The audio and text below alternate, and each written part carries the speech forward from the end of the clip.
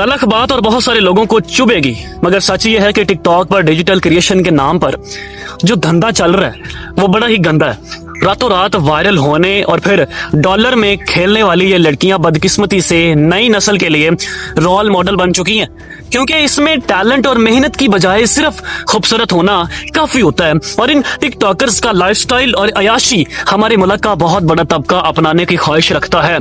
रातों रात पैसा और शोहरत, इतना पैसा कि पूरा खानदान बेटियों की इस कमाई पर पलने लगे। हलाल का मेहनत से कमाया हुआ रिज़्क कमाना बहुत मुश्किल है।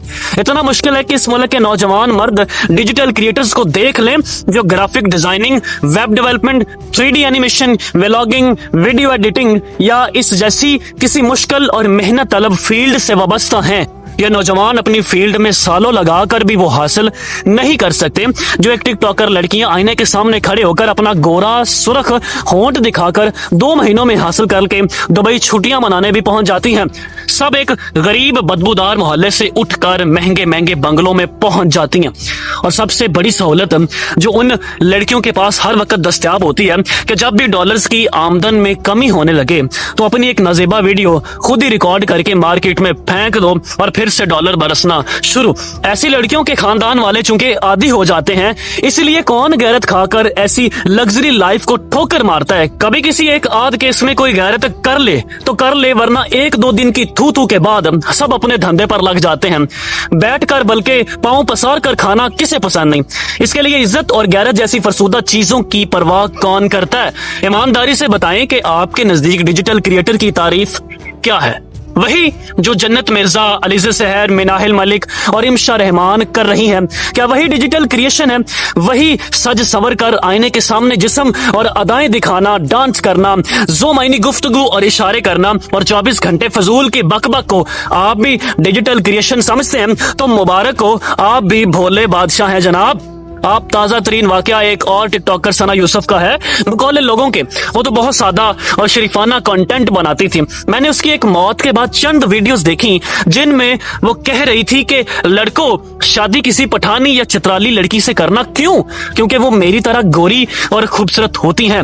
महज 17 साल की उम्र की बच्ची और ऐसी सोच। मिठाई की एक प्लेट खुली रख दी जाए ना तो उस पर मक्खियां बैठकर उसे आलूदा कर देती हैं। तो ऐसी खूबसूरत और भोली भाली बेटियों को वालिदैन दूसरों के सामने शो पीस, जज्बाती खिलौना बनने की इजाजत और आजादी क्यों दे देते हैं? क्या वो उम्र के इस हिस्से में भी हमारे यहाँ के मर्दों की अमूमी घटिया सोच से वाकिफ नहीं होते?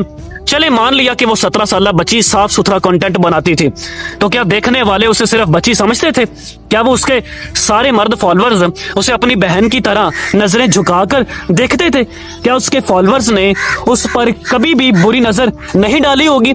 उसकी वीडियोस के नीचे उसके फॉलोअर्स घटिया कमेंट्स नहीं करते थे? सियाने कहते हैं कि not every follower is your fan.